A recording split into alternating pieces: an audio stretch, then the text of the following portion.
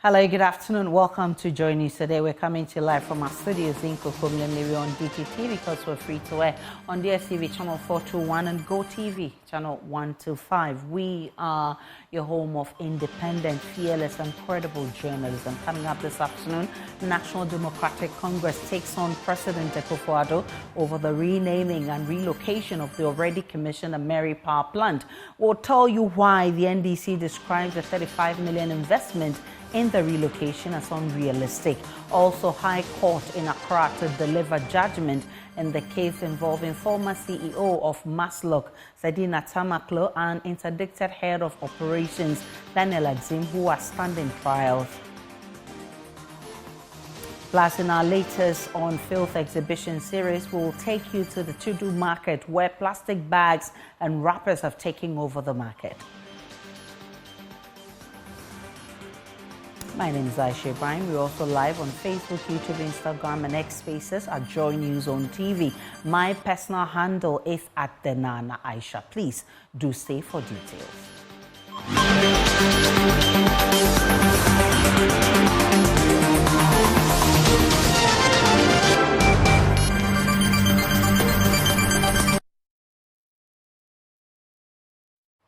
The National Democratic Congress has taken a swipe at President Nana Addo for his decision to rename the Ameri power plants. The power plant was procured in 2015 under a build, own, operate and transfer arrangement to produce a total of 250 megawatts of power to shore up Ghana's energy generation capacity. The NDC says the decision to rename and relocate the plant to Aima in the Ashanti Region is unrealistic and costly. Abbas Nuruddin is the Ashanti Regional Communication Officer of the NDC. The Kumu and Bawumia government, having failed in all their endeavors to bastardize the Ameri deal engineered by the visionary and nation builder John Mahama to end the age-old doomsaw, they are now seeking to obliterate John Mahama's enduring legacy in the energy sector. And one of such moves is the scheduled recommissioning and renaming of the Ameri power plant on Wednesday, 17th April 2024 at Angomaso in the Oforikrum municipality in the Ashanti region. The questions many people are asking are, why will the Kumu-Bawumia government waste scarce resources to recommission a power plant that has already been commissioned in 2015? Why is the Kumu government seeking to change the name of the power plant from Ameri to K1TPP? How does the mere recommissioning and renaming of the power plant from Ameri to K1TPP help resolve the financial crisis that is the main cause of the doomsaw Ghanaians are presently experiencing? How on earth does the mere relocation of the Ameri power plant from Abuaze in the western region to Kumasi cost $35 million, which is over 3 times more the amount Otumfuo Osei Tutu is soliciting to renovate the Komfo-Anokye Teaching Hospital? The more questions we ask, the more confused we become as to the true intentions of this clueless and incompetent Kumu government. Need we say that the Kumu-Bawumia government, having borrowed so much with very little to show, is seeking to rebrand and take credit for most of the projects initiated by the visionary John Dramani Mahama just to create a false sense of performance in the minds of the people? They started with the Kumasi Airport Phase 2 project, which is one of President Mahama's towering achievements in Ashanti region, and now the renaming of the Ameri power plant to K1TPP. But let it be known that when doomsaw was collapsing the businesses of inhabitants of the Ashanti region and beyond, it was John Mahama's Ameri power plant, howsoever it is called, that was brought in to save the situation.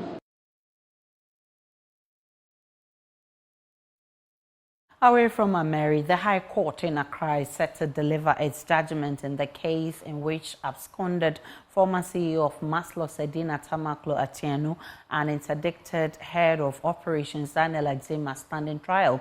This was after the second accused, Daniel Exim, who had earlier been interdicted of calling witnesses, was forced to close his case after his inability to convince his witnesses to come and testify.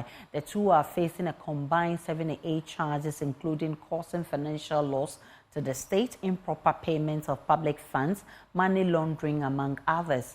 Head of our legal affairs desk, Richard Kwejo-Nyakun, is in court for us. He joins us with all that's happening in court. Kwejo-Nyakun, has the judgment been delivered yet? Aisha, any moment from now, judgment would be set in motion by a justice of the Court of Appeal sitting as an additional High Court judge, Justice Ifya Sewa Asaribuchi. The former CEO of Maslow, Sedina Tamaklo, was declared by the court of having absconded from the jurisdiction. Simply put, she's run away, and so she's being tried in absentia, and judgment or perhaps sentencing or otherwise would be done without her being in court. So on the other hand, the second accused has always been present and was released by the court on grounds of ill health. So he's said to be receiving medical attention outside the country. So the presiding judge just walked in to deliver the judgment, Aisha. Give us a background, Kwejo-Nyakun, to this case and the offense of these two. Well, so Aisha, 78 counts, including conspiracy to stealing, causing financial loss to the state, causing harm to public property, improper payment of public funds, money laundering, among others. So in 2017, the Economic and Organized Crimes Office conducted investigations into certain fraudulent disbursement of Maslow funds involving the two. The investigations, according to state prosecutors, revealed that in June 2014, Maslow invested a sum of $150,000 in the Obatampa Microfinance Company Limited, a Tier 2 microfinance company located in the Ashanti Region. So the former CEO further offered Obatampa a further investment of $500,000, and there was a demand of 24% interest, upon which the company decided to reject the offer. So the microfinance company decided to return the amount through check, but the state authorities indicate that the CEO rather demanded cash, and the infractions arose.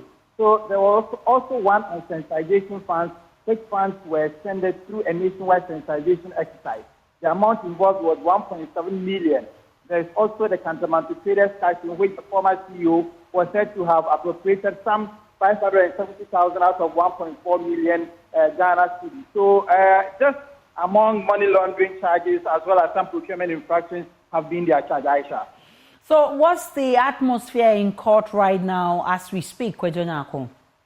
So like a rolling stone that gathers rumors, none of the accused persons would be present in court. And so the usual drama of people trooping into the courtroom to either lend their support or cast insinuations or aspersions on these accused persons are missing. And so the court is half empty. I've seen the Deputy Attorney General just walking, and so judgment is set to be delivered any moment from now, Aisha.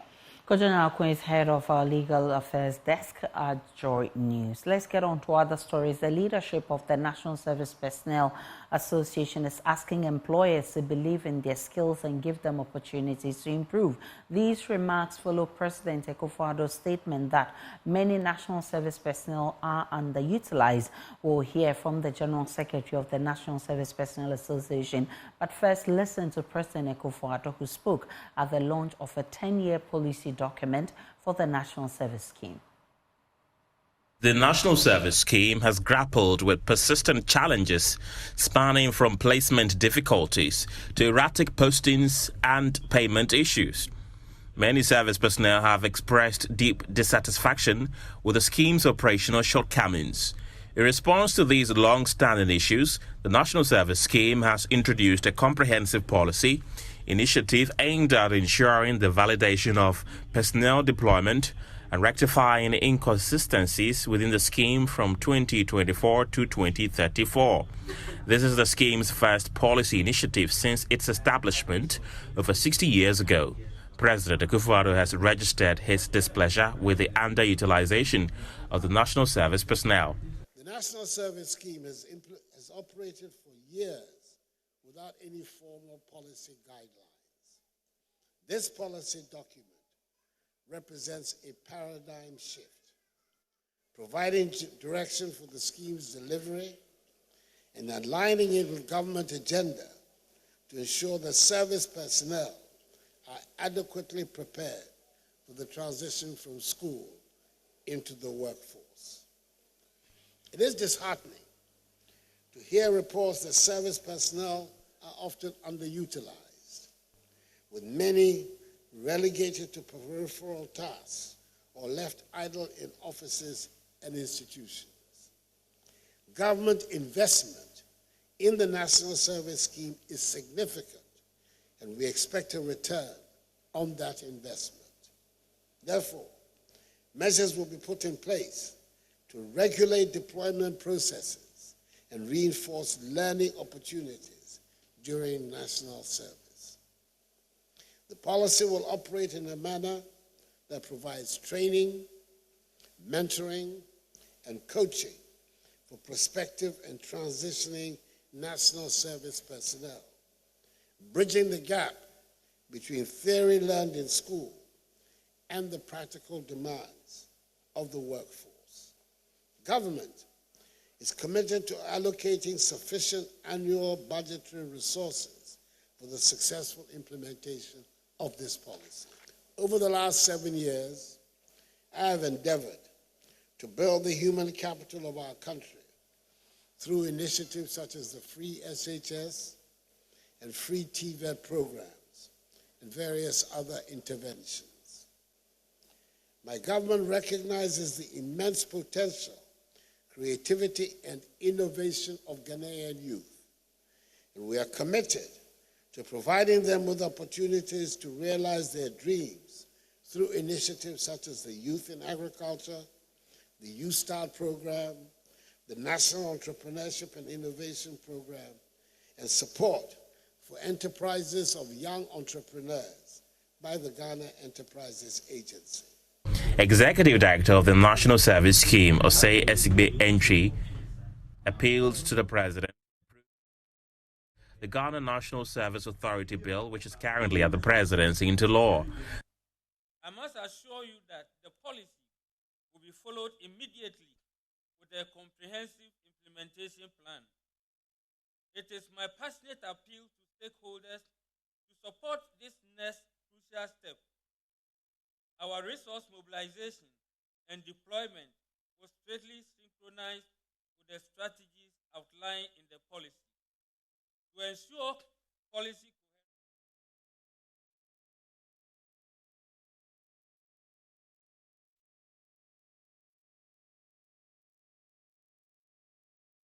Edu Jemfi Mensah is the General Secretary of the National Service Personnel Association. He agrees with President Akufo-Addo.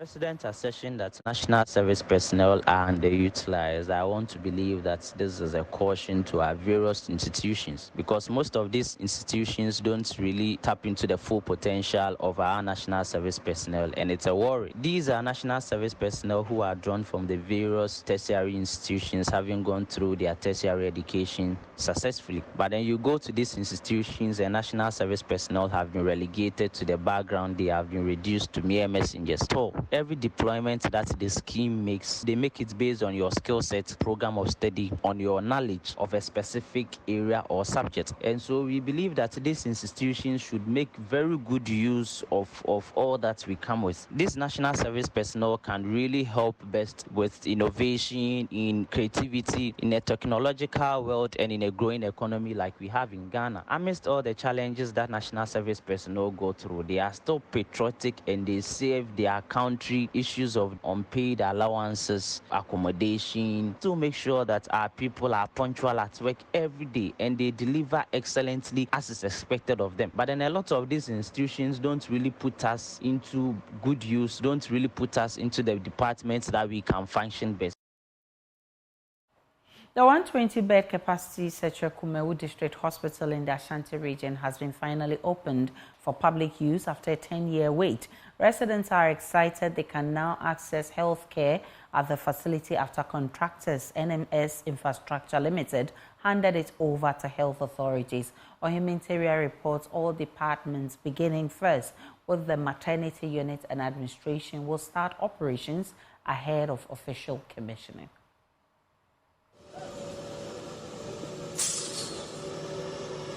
Construction works on the 120-bed capacity Kumu District Hospital, a 10-year project, started in 2014.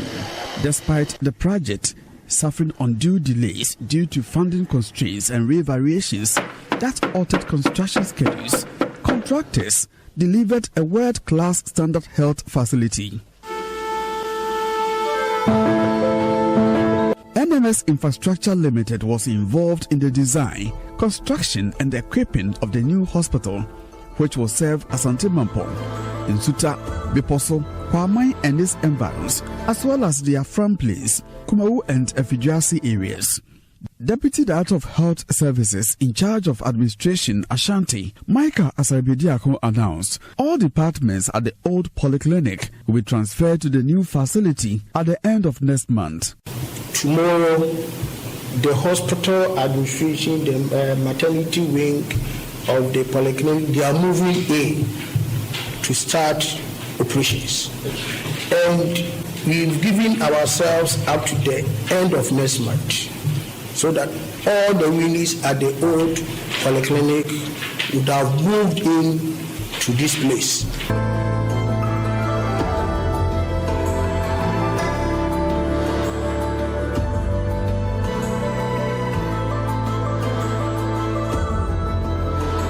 Monday's handover ceremony marks the end of several years of waiting by residents of Kumu and its environs, who until now were forced to access healthcare from an improvised polyclinic.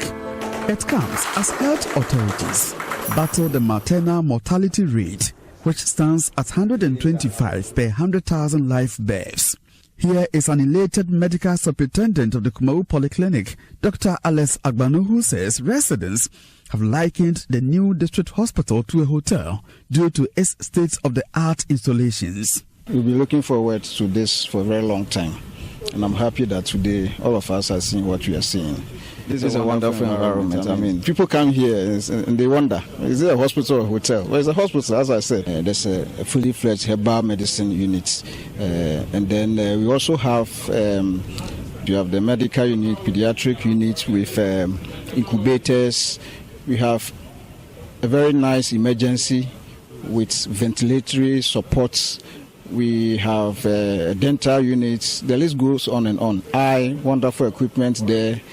And all. You go to the wards, there are monitors there to monitor patients, and a whole lot. I mean, you go to the theater, wonderful. The maternal mortality issues has not been too different from, what pertains nationally and even in the region. And because we did not have the necessary equipment, what happens is sometimes we do refer some of the cases that we don't have the capacity to manage. But I think with this new facility, with all the equipment that it has and the personnel that are coming in, so we'll be able to manage most of the cases. Among those who have sighed a relief are the staff of the Infrastructure Directorate of the Ministry of Health. Their unrelenting efforts have paid off as the hospital is operationalized. Kwame Amponsan-Safo is head of Capital Investment and Project Management Unit, Ministry of Health. I'm full of relief, and I believe everybody, including my director, is full of relief. Why do I say so? At some point, we're even summoned to the Chief's Palace to, answer questions as to why the project was not moving on. And so for it to have come to fruition today, it's all good news for us, and we are really happy that we have this project here. The specialness of the project starts from the planning, you understand, how you package the project. So as you know, this is a fully equipped 120-bed district hospital. And that is special in itself. I mean, you come in here, all the equipment that you need for proper healthcare are here. Meanwhile, Director of NSS Infrastructure Limited, Stephen Bush, says his company is poised to deliver a more world-class health infrastructure projects in Ghana. We hope to be involved continually in the health program here. The original idea was for her to be here for the long term, and that is still our commitment. From Kumu in the Ashanti Region for Joy News, Aima reporting.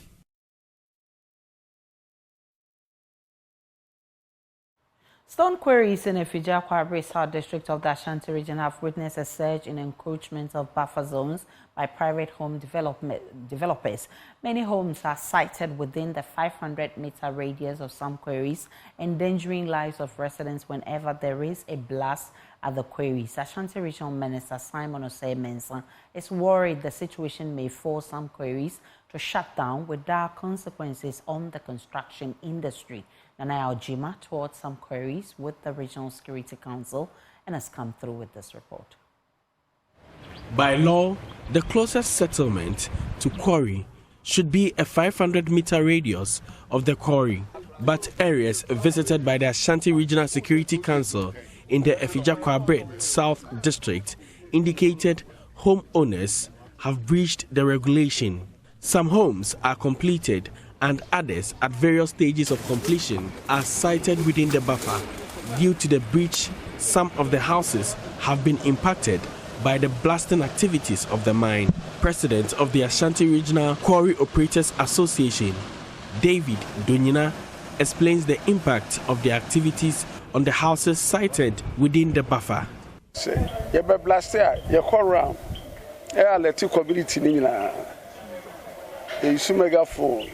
Before we blast the rocks, we move into the communities to alert them. We let them know the date so they can move from the place. Our machines also produce a lot of dust, and it is not good for human health. From that dust, I produce machine crash down. I travel very far, so the Regional Security Council has toured the area as part of steps to find a solution to the problem. According to the Ifija-Kwabre South Assembly, many of the houses constructed within the buffer area were constructed on the Assembly's blind side. Christian Adupuku is District Chief Executive. Has tried as much as he can by preventing people from building in the buffer zones. But I can tell you, it has not been easy. It has not been easy. Sometimes they build in the night. Sometimes when the assembly is not in section, Fridays, Saturdays, Sundays, by the time you come, a building that was started from the scratch, it has reached the lintel level. And when it reaches such a height, it becomes very difficult for you to pull them down. Meanwhile, the RECSEC has directed the assembly to enhance patrols within the buffer zones of the quarries to prevent new constructions.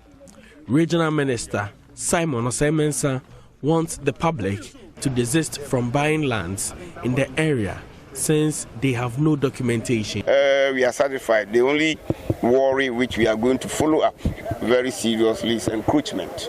People are building too close to the quarry sites. You know, there should be a buffer of 500 meters. And I can tell you, you all witness it. Some are even below a distance of 20 meters. And it's very, very dangerous. That's why anytime there's blasting, people complain that there are cracks in their building, some of their electrical gadgets are spoiled, etc. And the problem is that it's because of the encroachment. We are making fervent appeal to our chiefs that will beg them they should not sell land within buffer zones of the various quarry mining companies. It's a cause of disaster in future.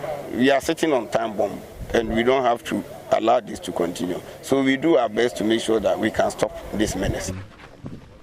The RECSEC is recommending a safety and security manual for the quarries to ensure the safety of their staff.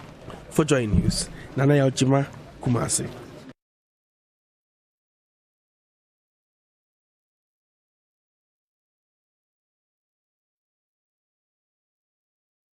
Flag bearer of the NDC, John Dramani Mahama, says his experience in and out of office as president will make him a better president if re-elected. Though proud of his achievements in office, Mr. Mahama says his time out of power has offered him opportunity to reflect on his performance. He was speaking at Kambatiak in the Northeast region as he wraps up his Building Ghana tour. I've been president before, and I had the experience. There's no school where you go and pay school fees and enroll and say, I want to learn how to be president. You have to learn on the job. Luckily for me, I got the experience working with a very good, honest, one of the best presidents we've had in Ghana, Professor John Evans Atta Mills.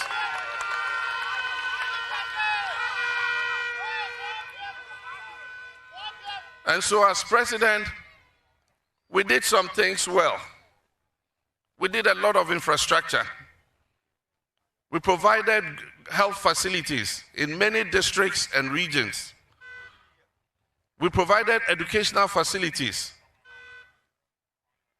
In the 8 years when Prof and myself were in government, we removed more than 3,000 schools under trees. We built more than 4,000 CHIPS compounds. We built roads and highways. We provided water to people.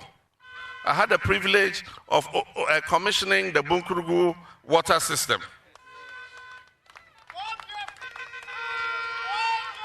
We extended electricity to as many communities as possible. If communities have light today, and Ghana has one of the highest rates of access to electricity, then it is thanks to the NDC administration. But on reflection, I've been out of office for 8 years. It gives me the opportunity to look back and look at some of the things that we could have done better. And not everybody gets that opportunity. That you become president, you go out of office, and you get the opportunity to come back again. And so I know that in the 4 years coming, I will be a much better president than even the first time when I was president.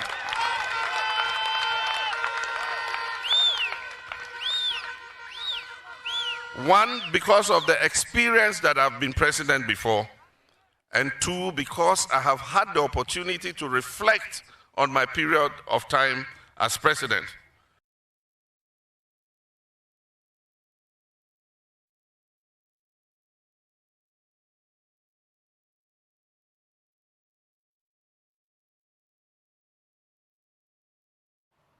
Asante Tumfo said to the second has commissioned a 7,000 capacity multi-purpose hall to host traditional and other functions in the Ashanti region.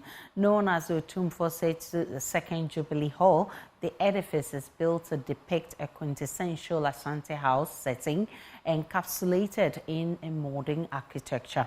The facility is expected to boost economic gains and is also to propagate the cultural heritage of the Ashanti Kingdom. There's more in this report.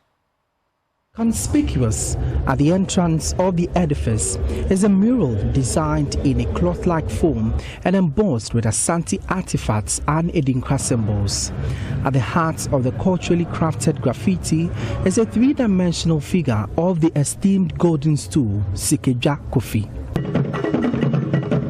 Built to depict the typical house and architecture of the Asantis, the edifice, arguably one of the largest facilities in the region, houses a 2,000 capacity acoustic auditorium and is surrounded by offices and other ancillary facilities, including an eatery. The multi-purpose structure is designed to host traditional events and other functions with a special chamber and office for the Asante Hene. The structure was single-handedly financed by the Asante Hene.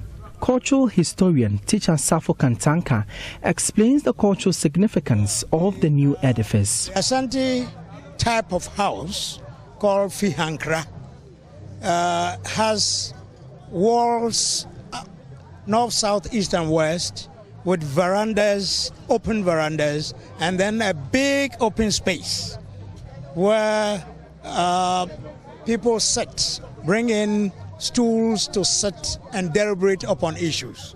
So if he's saying it is along the lines of our system of archival system. When it rains, the chiefs are forbidden to move an inch from the rain.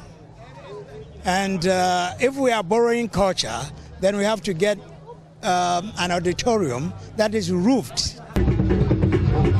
The building is expected to boost the economic activities of the Ashanti region. Jabenhene Otuosirebo II is the chairperson of the Otumfo's 25th anniversary committee.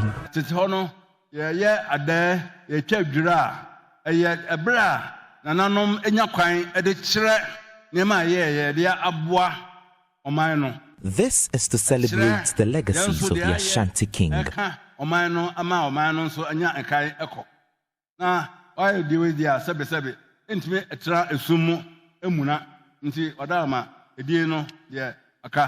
The Jubilee Hall is part of project to commemorate the Silver Jubilee of the Ashanti Region, slated to climax in May this year.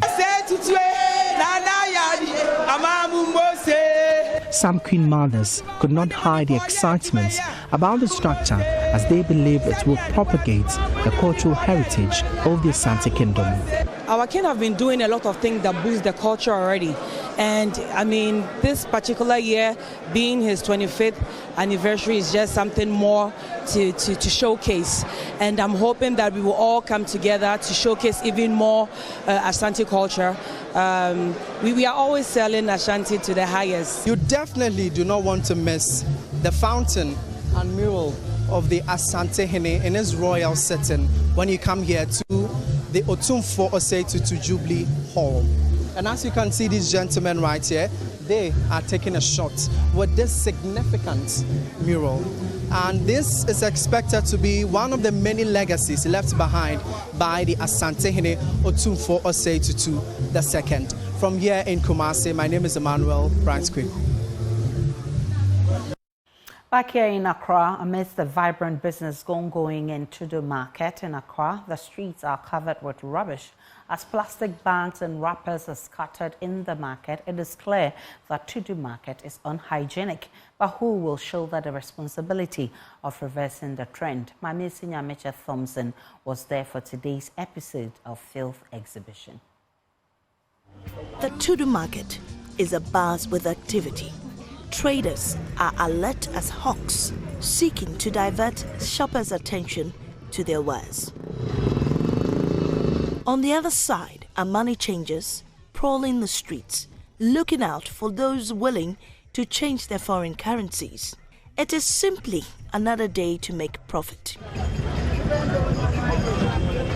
But in the midst of all the chaos, laced on every corner and in front of the stalls, is the rubbish walk of fame. Bags of filth littered everywhere on the major street. On the side of the road, or the major road in the Tudu Market, is this bag of trash, mainly made up of plastics, bottles, and takeaway packs. What is interesting is everybody is going past it unconcerned. The market's hygiene has become a cause for concern. But who will take responsibility? It is the junkies that spill the rubbish on the streets. Those junkies are responsible. The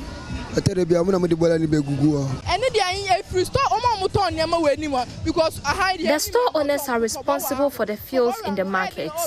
What they do is, at the end of business, they push all their rubbish out on the streets.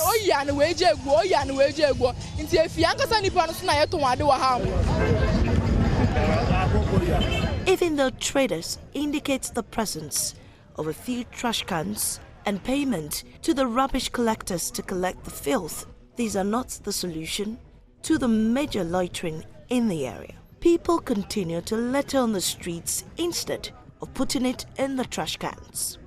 Oh, and apparently, over Brown Martin, and apparently, ball and by a Riano, who's the sub ball and I won't have a beer film. That's me being I use. When they sweep, there is no dustbin to collect the rubbish. That is why it is littered all over. Dustbin waste management for me financial say guasa. Because yes, say you maybe a kwako. You need dustbin wa ha. Here dustbin. Here dustbin, need dustbin. Here dustbin. We need dustbins here to take the rubbish. If there was a bigger container collecting all the rubbish, there won't be this much fish.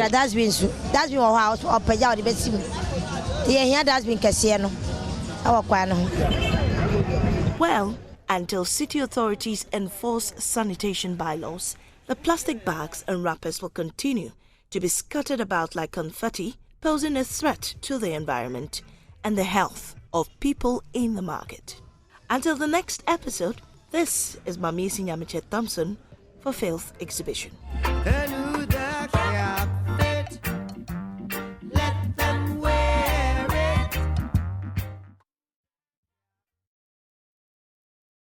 It's live on JoyNews Today on the JoyNews channel. We're coming to you live from our studios in Kumu. Let's take a break. When we return, we'll bring you the very latest coming from the world of business.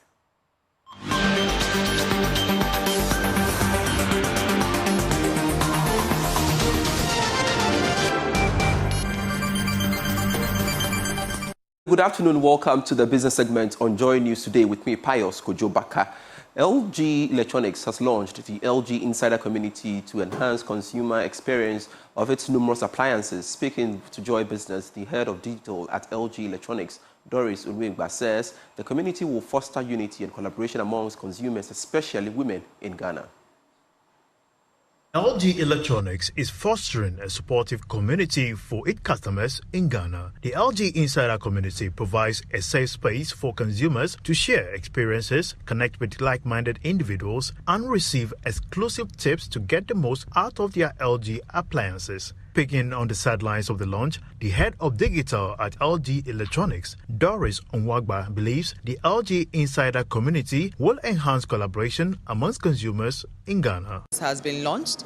We intend to organize CSR activities, events, also give promotions and deals.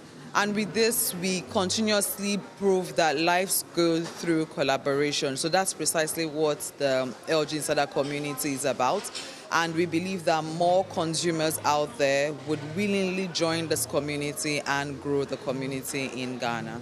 Juliana Ametowogbo is the president of the Women in Technology at Telecel. We are advocating that we want a lot of women to get into the tech space, because currently, when you take the ratio of women to men in the technology industry, it's just about 20%, 26%, I think, according to the stats currently.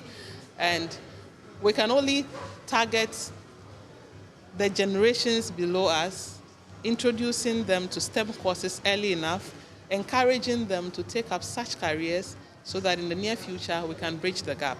The launch event also showcased LG's latest innovations for the Ghanaian market, including the LG OLED TV, LG Vive series laundry appliances, LG Dual Inverter AC, and the LG New Chef microwave. Zonda Tech Ghana Limited has officially launched its latest addition to its fleet of equipment and cars to the Ghanaian market, named Shant. Now, according to the managing director of the company, Yang, the company is poised to support Ghana's quest to fight against unemployment. She said the company will continue to assemble its equipment in Ghana and train more youth to acquire skills. She was speaking at the unveiling of the new trucks. Shant trucks and equipment range, according to the company, is the best and toughest new version of construction truck in Ghana. Managing Director Yan indicated that the trucks were built with Africa and Ghana's tough road conditions in mind, as such urged the mining, transport and haulage industry to target these trucks for a good return on investment. In China, Sinotruk and the Shant, they belong to the same boss. And I want to say again, Shant and the Sinotruk, they are all state-owned companies. They belong to our Chinese government. That is why you see in the market, you can see the quality for Shant, for Sinotruk is so stable, because our government, they have spent huge money on research and development. You can see it is only Shant we can bring the bulldozers like D7, the SD22, SD32, and DH46. All these bulldozers no other Chinese brands have. Only Shantui has, because our government has invested hugely in the development of the machineries. Ghana's ambassador to China, His Excellency Wilfred New Okai Hammond, pledged his support to aid in expanding investment to fight unemployment. If you are selling raw materials for $43 and you could add value to the next level, just the next level, because you're not going all the way to aluminium, just the next level at your refinery, to alumina and others, you're talking now about $500 instead of $43. Definitely, you will look for all that you need in terms of equipment, in terms of the knowledge, the technologies that should impact this business. And so I stand here on behalf of government. I'm representing government over in China. And that's it for business. More business stories at 1 p.m. on the marketplace.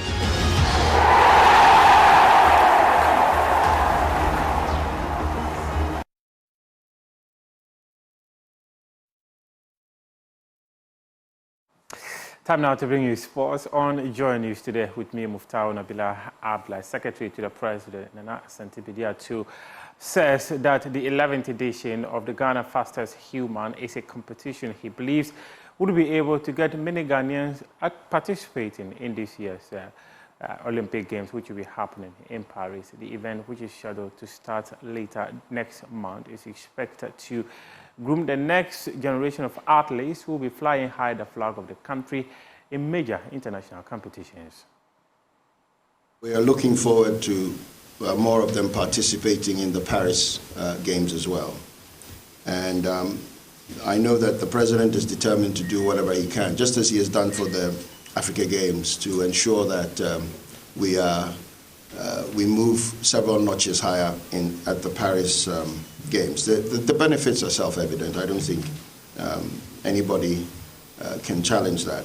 But we need more people to support the program. And any time that I am privileged to have this sort of platform, I think it's very important that we make this appeal to corporate Ghana to really, and philanthropists to really support the program. It's fantastic, and to the extent that it also helps the young athletes get an education, you couldn't be better than that.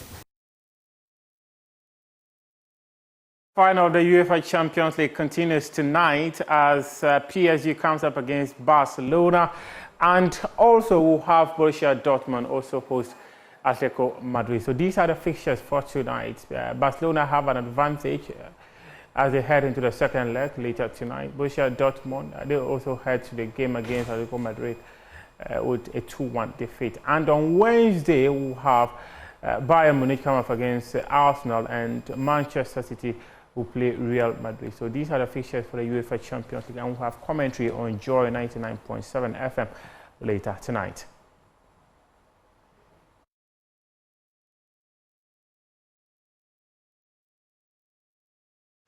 That's your sports for now. We do have more sports stories on myjoyonline.com.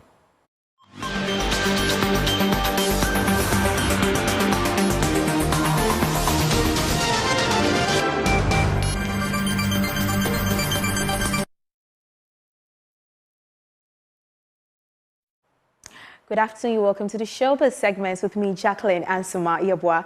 The 25th Telecel Ghana Music Awards Board has officially revealed this year's nomination list and implemented adjustments to ensure accuracy and fairness. After dedicating a week to scrutinizing the list, they've made necessary revisions to rectify any errors or omissions. Board has adjusted the nominations list following a one-week window dedicated to rectifying errors and omissions. Initially, the announcement of nominations sparked discontent among some artists who found their hit songs missing from expected categories. In response, the board provided a one-week grace period for grievances to be registered, resulting in several submissions from stakeholders. Amrado has contacted. Oh yeah, the team they've done the.